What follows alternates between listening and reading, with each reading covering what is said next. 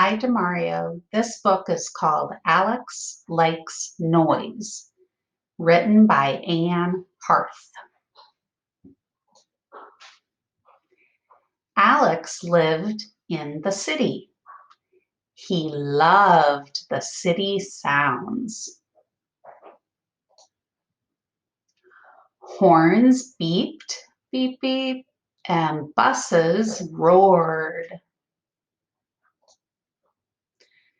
Doors slammed and tires squealed. People talked and children laughed. We're moving to the farm, Dad said.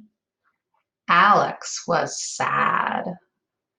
I will miss the city. The country will be too quiet. Alex and Dad drove to the country. Alex stood outside. He listened. What do you think he heard? He thought it was going to be too quiet. Frogs croaked and birds tweeted. Tweet, tweet, tweet. Horses whinnied and cows mooed. Chickens clucked and ducks quacked. Alex smiled. The country isn't quiet at all. Where do you live, Demario, in the city or the country?